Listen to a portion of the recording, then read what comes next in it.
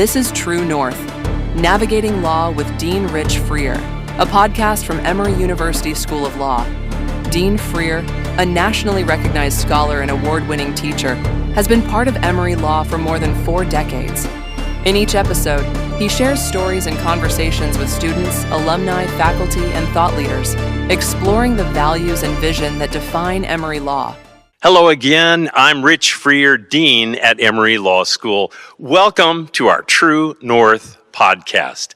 As I've told you before, it is such a great honor to be here, and I've been so fortunate to spend my entire academic career at Emory. I started teaching here in August of 1983, and realized that the JD class of 1986 started that same August day as I did. And that class of 1986 has gone on to great things, professionally and in terms of being servant leaders in the community. I am thrilled today to talk to 3 members of that class of 1986. We were fellow rookies together. We walked into this building in August of '83, and I was a brand new professor. They were brand new law students, and it's so great to welcome Chuck Palmer, DeWitt Rogers, and Paul Murphy, graduates of the class of '86, and they and a group of their friends have done a most extraordinary thing. They have put together a magnificent fundraising and excitement-raising plan, and they have raised funds to endow a scholarship here at Emory Law.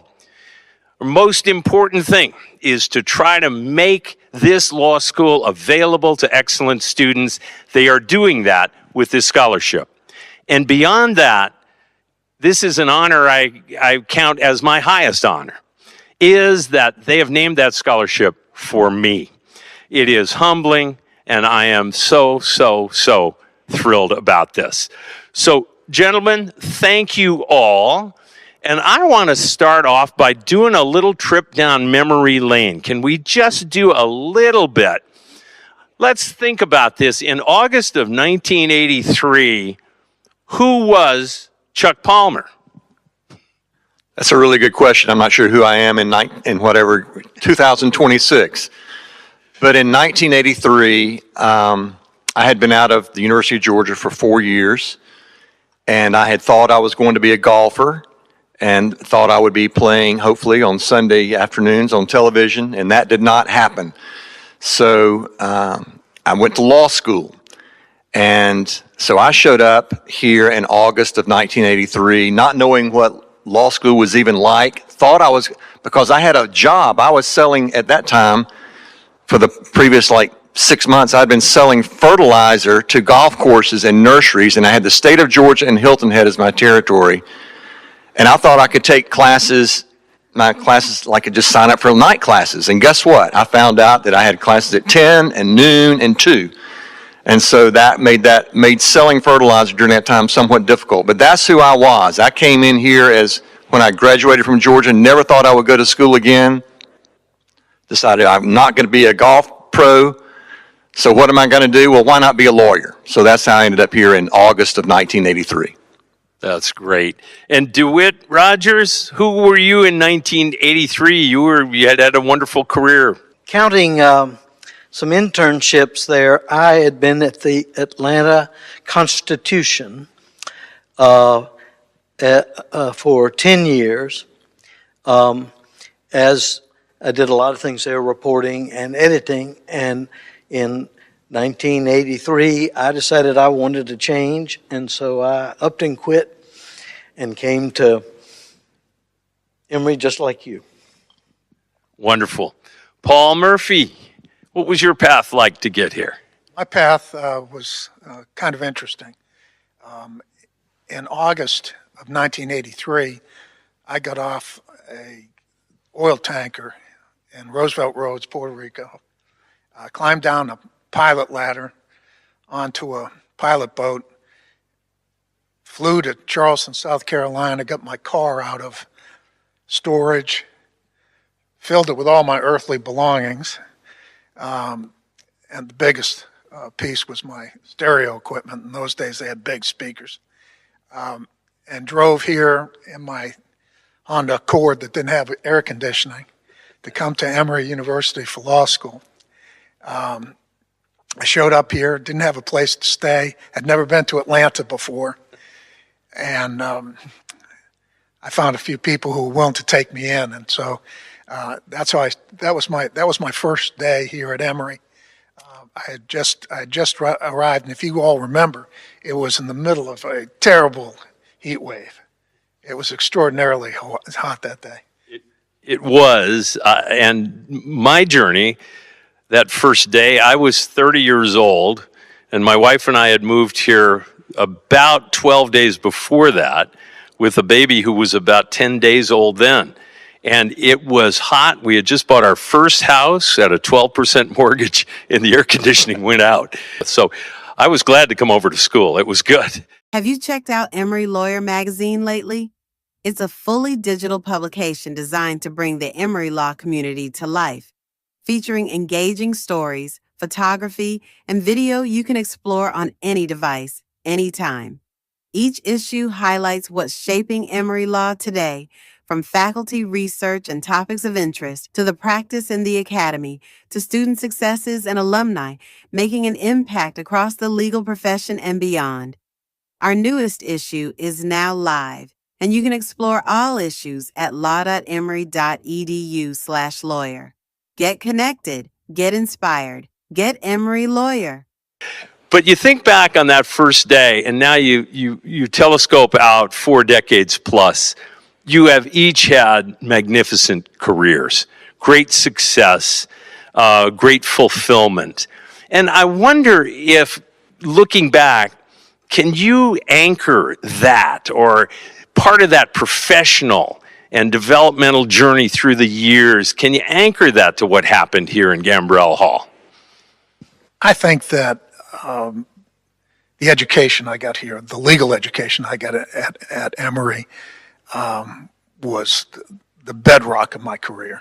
The one thing that Emory Law School taught me was how to think, how to look and dissect problems, how to take on concepts which I had not ever seen before, grind through them, try to figure out, which way to go, what the alternatives are, and just really the problem solving, which as a trial lawyer or a litigator, somebody who's brought to a dispute, that is the bread and butter of the work that you do every day. And I remember my first class was with Professor Fear. And his first question to us was with respect to Panoia versus Neff, which he had to remind us was a case that I think was started in Multnomah County in Oregon. To school, Emory did a wonderful job of teaching the profession, and that the profession was a serious thing. One could have fun at it. One could have fun with friends or professors, but the school infused someone with a serious view of the law. I took a job when I got out at a law firm and stayed there the whole time. And our law firm had a bunch of Emory graduates. And so I kept getting that Emory culture, if you will, most of the time that I was working, if not the whole time. And I think you raise a point in terms of professionalism. This is not, law school is not college. You are, and I think Emory impressed this upon all of us.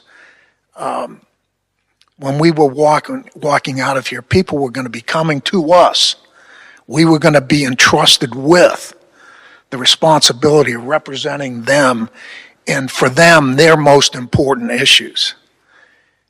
And it could be, in some cases, somebody's liberty or their life or a company's survival. custody of a child.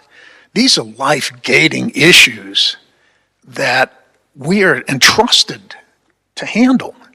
And I think Emory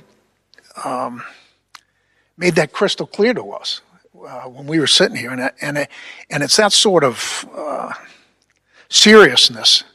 I think it brings an urgency to the study. You don't want to be the person who fails that person who entrusted you that much. I'm going to step back to that very first day here at Emory Law School when we were in this auditorium and all the first years were in here, and you and Professor Freer, now you were Professor Freer at the time, Professor Fear, Yeah. who Paul just alluded to, and Professor Ferguson were up here, and we were supposed to have read and handed out some sort of book, short booklet or book or something like that to have read. And they got up and started asking questions and calling upon people in this auditorium. And I remember I was sitting basically right over here and realized immediately that I did not want to do anything to attract attention to myself. But the thing I do remember sitting out there was like, this is the kind of challenge intellectually that you wanted. This is why I came to law school. And I have enjoyed throughout my career the intellectual challenge of being presented with new things and new opportunities and having to learn things for the first time, or calling upon old experiences, and how much of a difference it makes in your ability to practice law, because you end up developing a reputation in the community, and with your peers, and your community may be small, it may be a small town in Georgia, it may be Atlanta, it may be national or even international, but you develop a reputation, and so the lessons that we learned, that I learned anyway at Emory, I think have really helped me throughout my entire career of practicing law, and I'm still practicing today and still learning new things that have been. It's just been an incredibly fascinating profession to lead over these last 40 years. And you're not bored with it. It keeps growing. You keep growing. And I loved your comment, Paul, that law school is not college. And indeed, that has to be part of the message here. And yet, as you alluded to it, you can have a good time here. And you do have a good time. And I've noticed that with you three. I had the great pleasure of going to lunch with you and some other members of the class of '86.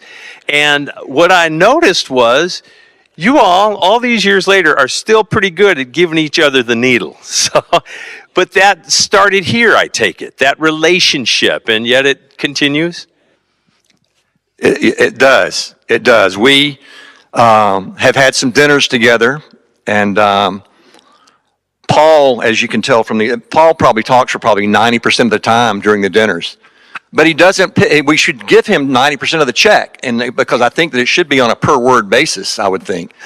But no, we do have a good time. We've stayed in touch. The relationships that we made, going to Moe's and Joe's, or Taco Mac, or whatever else outside, and the intramural sports.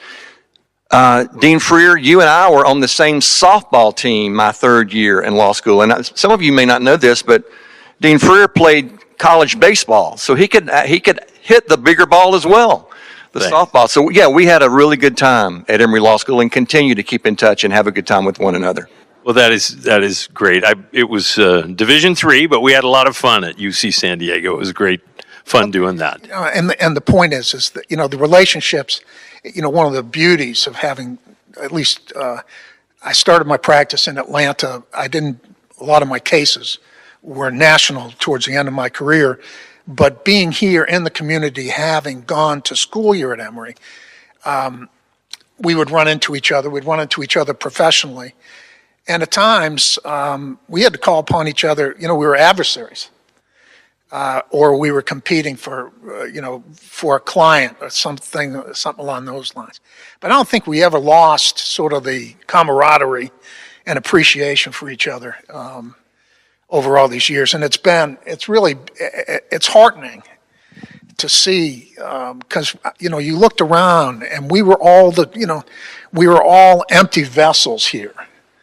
No, there just been some remarkable successes, and everything from small town lawyers to judges, to district attorneys, to public defenders, to champions of causes, to managing partners in global law firms. It's really, when you look at it, you look at what was sitting here in 1983, it really is astounding, and it all started here. And without the fundamentals that we learned here, we never could have reached those heights. And I'll tell you this, in that auditorium, Chuck, on that day that you referred to, my only role was to call on students. I had the role, and I simply picked somebody out at random. But I could not have answered any of the questions that Don Fear or Bill Ferguson put to the group, and I was teaching CIPRO. So I'm afraid those first couple of years I was one day ahead of the students. But one of the things about this camaraderie, too, is I love the piece on the Emory website about you all leading this scholarship effort. They called you the ringleaders. And I think that fits so well. And yet the class, obviously, as a whole has cohesion, because you made this initially an effort from the class of '86 to raise this scholarship, and you were extraordinarily successful. I wonder if you could talk about that. Yeah, let me jump in there, because we view this as being simply the seed money. I mean, we really only went to, a half dozen of our fellow classmates because Emory said, well, you need to get to $100,000 for it to be called a scholarship. And we said, well, okay, we'll do that. But it's only a start. I mean, we haven't reached out more broadly to our class because we wanted to work with the law school on how we did that. It was only our class. I mean, there have been, ours is clearly the best, but there have been other classes at Emory Law School. And I'm sure that, and whether we call it a competition or something, you touched a lot of people over the 40 years. You got the, most popular professor or whatever it was award a number of times, and there's a reason for that. And I would like to think, in fact, for those of you looking at this, I would like to think that those of you who have gone to Emory Law School would, take up the torch and do this with your own classes to help this out, because Professor, now Dean Freer, had a huge impact on all of our experiences here at Emory Law School. But we were all very pleased when you were named, and we continued to be pleased in the weeks that followed as you talked about what your priorities were. We then got together with you, and our question was, what can we do to help you accomplish those things? Because these are very challenging times for universities, for law schools, and without hesitating, you said, we need scholarship money. People know you from a very long time and from every class since we've been here, and that there would be a lot of people who would be interested in helping you accomplish what you are aiming to accomplish and have already begun to do so. Law school comes with a lot of questions about classes, careers, and whether you're on the right path. That's why Emory Law is hosting a series of Ask Me Anything sessions, happening in person through April 2026. These sessions give students a chance to have honest, in-person conversations with legal professionals, including Emory Law alumni, and are open, supportive, and judgment-free. And if you're an alumnus listening, this is a meaningful way to give back in the kind of space where your experience makes a real difference. You don't have to have it all figured out. Just show up, be curious, and be part of the conversation. Contact the Office of Professional Development and Career Strategy with questions. We've seen what Emory produces. We've been able to see, the people who came before us, the people who came after us, have achieved such great things. Perhaps we were a light under a bushel, and people didn't know about us. But your plan to elevate the program to elevate the standards, to elevate the expectations of an Emory lawyer. That was exciting to me, for me to hear. You know, I am a, and some people would say a horribly competitive person. And I'm always saying, why not number one? And I think we have all the makings here to do that. We have the leadership here with you to really take Emory to the next level. And for me, that got me enthusiastic about the scholarship. Just so excited about, again, to reminisce about that first lunch when we talked about this and getting this idea about student flourishing and kind of an idea about back to basics of legal education and the like. And the momentum is palpable, and you have helped build that momentum. We all know the name Richard Convisor, the founder of Barbary, and Richard Convisor has just made a magnificent gift here, a $2 million gift to Emory Law to support the academic excellence initiatives that we are undertaking here. And it is that kind of momentum, and it's building on the work you do and the building on the work that so many others do. Thank you again for being the catalysts for this. Let me just ask you quickly, these new scholars will be walking in here in August of 2026. What advice would you give them on day one? Keeping in mind, again, what I love here is this tone that it's supportive here in the law school, but the calling is a high one and it is a demanding one. And so, yes, law school is rigorous, but it can be pleasant and it should be, and supportive as well. But please, what would you tell them? I would say that you need to treat this as a job, that this is not, we've talked about, this is not college. You can't cram it all in the night before the exam. It's a process, and you need to spend, 8 hours a day, the 3 hours a day in class, and then, whatever, the balance of your time reading the cases, reading whatever it might be. But if you treat it like a job, then it will, there's just no way to cram this all in, the week before your final exams. And going to class makes a difference, because you can't just read the manuals of the sub and substance or whatever. Maybe that gets you somewhere, but it doesn't let you kind of miss the experience by making friends in the law school class, by being challenged by the law school professors to how are you going to answer a particular question? How do you think on your feet? How are you going to be a litigator and not know how to think on your feet or think on your rear end while you're sitting in a chair, having, in my case, Professor Ferguson grill you on some particular point? I took 4 classes from him because I thought, you know what? If I can handle his classes, I can handle any judge that I may be standing in front of. And so all that breeds into it. But again, treating it like a job and frankly, valuing and nurturing these relationships that you're going to build in law school that are going to last you the rest of your life. Hang out at the law school and meet people, meet your colleagues. Your colleagues can give you great confidence. They can give you great humor when you need humor, and people who've been in the trenches together stick together for 40 years, and this is a business, whatever place you have in the business, wherever you end up working, however you end up working, and on what specialty, you need other lawyers that you can talk to.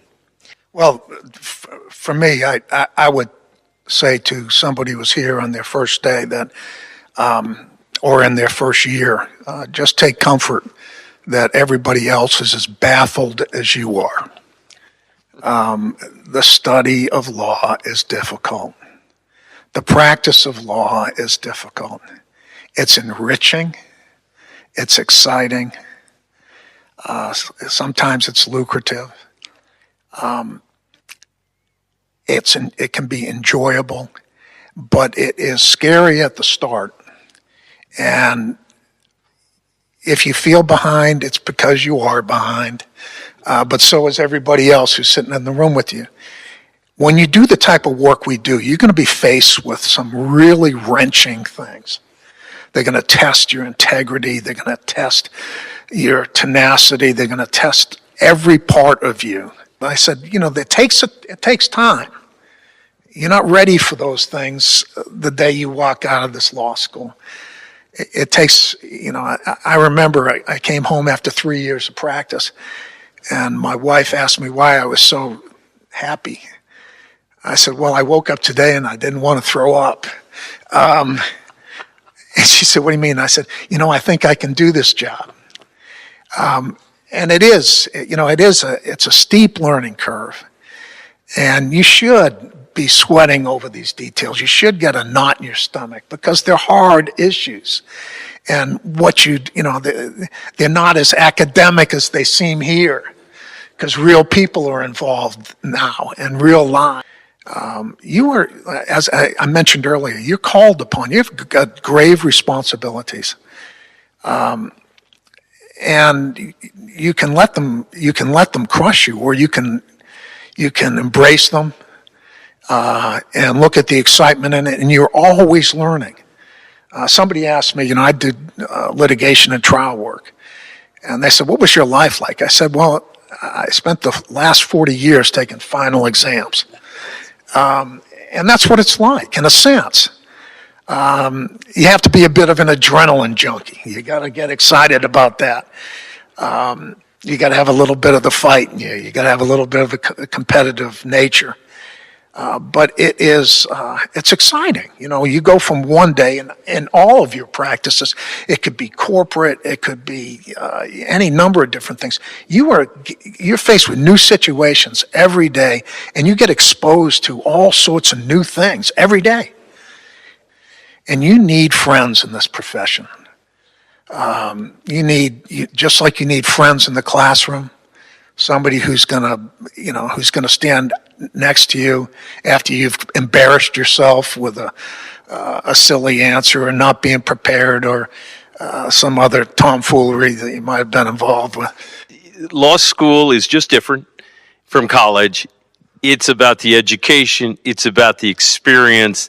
It is about learning about your community and being part of that community, helping each other. I still get phone calls from law school classmates to whom I wasn't close, but just the fact that you're a classmate, somebody's going to reach out to you. Take advantage of this relationship that we have. We need excellent students. We have excellent students, and we can maintain that because of the support of the type that you are building here with this seed money. And I cannot thank you enough. And I know you had other classmates involved in that. It was Mark Wasserman and Sam Kaywood, Mike McConnell, Brad Ginsburg. But you all stepped up and are leading the way on this. And I am just so excited about it because this matters. As I said, DeWitt, in that first lunch, this matters. On the ground, we need to get great students continuing to come here. And one of the things I cannot help but just smile about is that this August, a class is going to start here. And 40 plus years later, some of those members of that class will still be professional colleagues and friends and working together and still thinking about how important it was to go to this law school and to be an Emory lawyer. Thank you for helping to make that possible. It's our pleasure. And our honor. Oh, no, I mean, I think 40 years from now, one thing is probably true and one thing's probably not true. 40 years from now, probably we're not going to be here, okay? Just probably. Speak for yourself. Okay. But 40 years from now, I reckon this building will still be here, right? The law school will still be in Gambrell. No, we'll see. But I love the continuity. I am so blessed.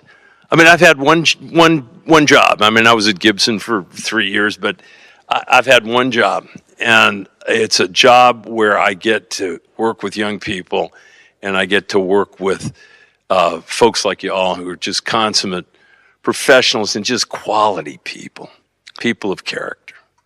Graduation might feel far away or right around the corner. Either way, a little planning now goes a long way toward celebrating without the stress. If you're a student graduating this spring, keep an eye on Emory Law's roadmap to graduation. It's your go-to webpage for deadlines, requirements, and key steps you don't want to miss. Visit law.emory.edu/graduation and stay on track all the way to commencement. Well, thank you so much for joining us today. What a treat this was to be with three folks with whom I go back all these years, and just the excitement to see what it means to be a part of the Emory Law community. And because you know that we go back to the 1980s in our professional lives together, you know that we are very hip to the modern technology. And so if you enjoyed this podcast, there are three things we would like you to do. Like, Share. Subscribe, and one more thing. There's four things. Donate to the Richard Freer Scholarship. Hear, hear. Thank you so much. See you next time. Thank you for watching and listening to True North Navigating Law, hosted by Rich Freer, Dean and Charles Howard Candler Professor of Law. True North is recorded in the Hearsay Multimedia Studio at Emory University School of Law with digital producer Jamelia May, production manager Tayo Fayemi, content director A. Kenyatta Greer, and original theme music by Chandler M. Greer. If you've enjoyed the podcast, please like, rate, and review the podcast on iTunes, Spotify, YouTube, or wherever you get your podcasts. Share it with your legal community, friends, and family. And be sure to subscribe to Emory Law's YouTube channel to help others find the show and join our growing community.